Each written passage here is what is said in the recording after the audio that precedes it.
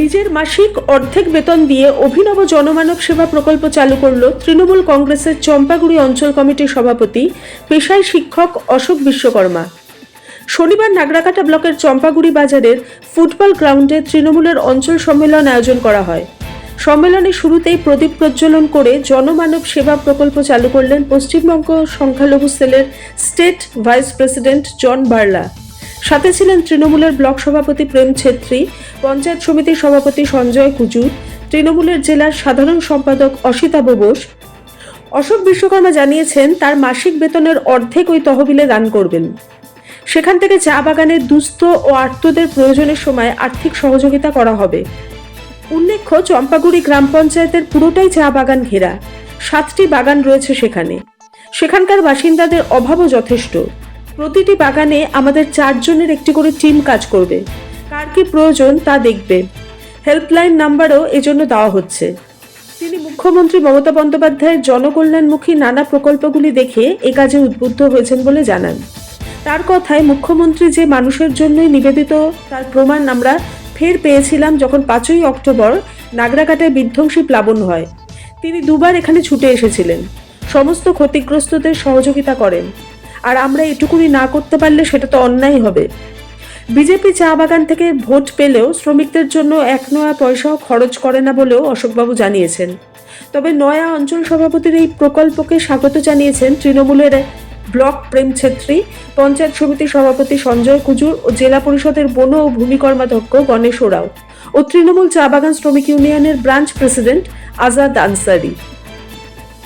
এদিনের সভায় অন্যান্যদের মধ্যে মঞ্চে ছিলেন দলের চম্পাগুড়ি অঞ্চল কমিটির চেয়ারম্যান ও গ্রাম পঞ্চায়েত প্রধান রমেশ তির্কি, সংখ্যালঘু সেলের ব্লক সভাপতি কাদের আলী, যুব তৃণমূলের জেলা সহসভাপতি গোবিন্দ লামা, এসটি সেলের জেলা সভাপতি উইলিয়াম মিঞ্জো, আইএনটিটিইউসির ব্লক সভাপতি অনুপ লাকড়া সহ অন্যান্যরা। সোহিনী ভট্টাচার্যের রিপোর্ট, সবার খবর, সব সময়।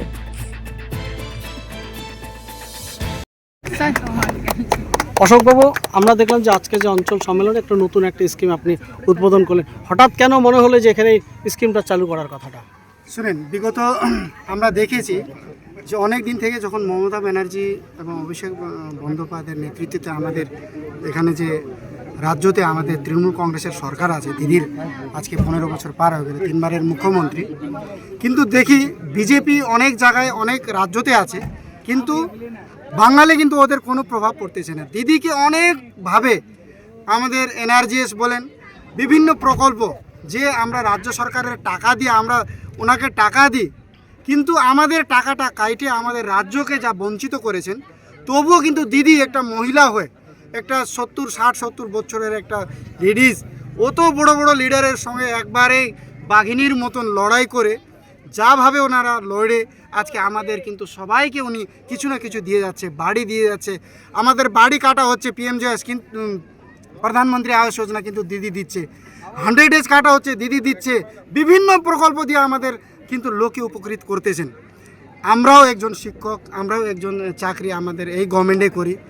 আমাদের বিভৎস বন্যা ঘটে গেল এই 5 অক্টোবর 2025-এ, তখন আমরাও ভাবা উচিত যে একটা লেডিস ওইখান থেকে আসে বাঘিনীর মতন এখন সবার বাড়ি বাড়ি গিয়ে এখানে সবার উনি কাজ করেছেন। তো আমাদের মনেও আশা হলো যে না, আমাদেরও কিছু করা উচিত, দিদির হাতে হাত মিলিয়ে দিদির সাথে আমাদের যাওয়া উচিত, যে দিদির হাতকে মজবুত করা। তো আজকে দিদি আমাদের একটা এখানে দায়িত্ব দিয়েছে যে আগামী দিনে চম্পাগুড়ি অঞ্চলকে দেখার জন্য আমাকে অঞ্চল সভাপতি হিসাবে এবং রমেশ তির্কিকে চেয়ারম্যান হিসাবে নিযুক্ত করেছেন।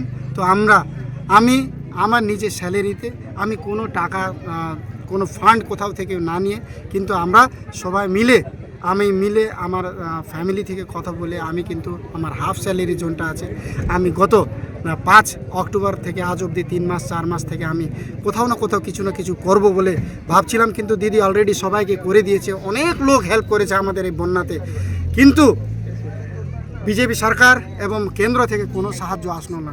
এখানে ওনাদের এমপি এমএলএ, ওনাদের দার্জিলিংয়ে এমপি এমএলএ, কিন্তু কোনো দিন ডিজাস্টারের কোনো টাকা আমাদের কেন্দ্র থেকে আসলো না। উনি এখান থেকে ভোট তুলে নিয়ে গেলেন, কিন্তু কেন্দ্র থেকে কোনো সাহায্য আজ অবধি দিলেন না। বিহারে উনি 20-30 বার 25 বার এখান থেকে ভোটের প্রচার করে গেলেন, কিন্তু বাঙালি একবার ওনার আসার কোনো আমাদের মায়াদা দেখাইলেন না যে এখানে এত বড় বিভৎস ঘটেছে। বাঙালি পাহাড়ে ঘটেছে, উত্তরবঙ্গে ঘটেছে, কিন্তু উনি পা দিলেন না, এখানে কোনো টাকা দিলেন না। তখন আমাদের উচিত যে কিছু না কিছু করা উচিত, আমাদের এই মনে আসলো। আর আমরা মানস জনসেবা বলে আজকে একটা স্কিম করেছি। 1 ডিসেম্বর থেকে আমাদের বাগানে খুব দুঃখিত অবস্থা, যেখানে আমাদের প্রবলেম হয়, মাসে টাকা থাকে না। যদি ওই 3000 টাকা আমরা হেল্প করতে পারি, ওই বাড়িতে আর একটা প্লাস্টিক দিতে পারি, কিন্তু আমাদের বাগানে ওরকম বসারও একটা ব্যবস্থা নাই যে 50 জন মৃত্যুর সময় লোক আসলে বসার কোনো জায়গা নাই। তো একটা তম্বু বা একটা প্লাস্টিক দিয়ে যদি একটা করে বসে, তাহলে ওই 3000 দিয়ে কমসে কম 1 দিন 2 দিন চলবে। কখন কিনা টাকা থাকবে, সবার থেকে একটা সাহায্য পাবে বলে ওই হাত সেবার হাত মানস জনসেবা বলে আমরা হেল্পলাইন করেছি। আগামী দিনে আমরা কোনো রং, কোনো ধর্ম, কোনো বর্ণ দেখব না, সবাইকে একসাথে আমরা উপস্থিত করব। ওই জন্য আমরা 7টা বাগানে 4 জন ছেলে আমাদের প্লাস্টিক এবং ওই টাকা দেওয়ার জন্য রেডি আছে। আমরা হেল্পলাইন নাম্বার নিয়েছি। আগামী দিনেও আমরা অনেক প্রকল্প নিয়ে আগে বড়ব। এইটাই আমাদের সেবা। দিদির শিখাইছে আমাদেরকে সেবা করতে। মহুয়া দিদি, ব্লক প্রেসিডেন্ট প্রেম ছেত্রী, আমাদের পঞ্চায়েত সমিতির সঞ্জয় কুজুরদা, আমাদের সভাপতি, সবাই আমাদেরকে হেল্প করেছে। অনেক অনেক ধন্যবাদ। আজকে এই প্রোগ্রামে আমরা অঞ্চল সম্মেলন করতে পারেছি, আপনারাও আসলেন, অনেক অনেক ধন্যবাদ আপনাদেরকেও। আর আমরা আগে बढ़ते চাই। Thank you. कौन भाषा में थी? हिंदी की आदिवासी? হিন্দিতে বলো না? हाँ? আচ্ছা জনদা, আজকে আপনি এলেন এই চাম্পাগুড়ি গ্রাউন্ডে অঞ্চল সম্মেলনে।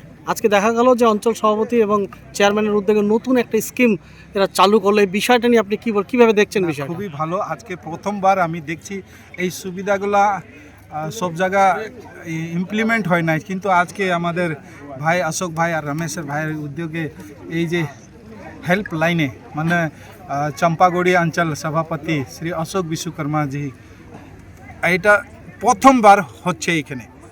আর এই সুবিধাগুলা মানুষ যদি বাড়িতে মারা গেলে, কারোর কাছে টাকা থাকে, কারোর কাছে টাকা থাকে না, সে সময়ে মানুষ আসবে অন্য অন্য জায়গা থেকে, তার জন্য চাল ডাল খাওয়া দাওয়া ছিল নাই, তখন থেকে যদি এই সুবিধাগুলো যদি পেয়ে, তাহলে ওই সুবিধাগুলা এটা পাইলে মানুষ সুবিধা পাবে।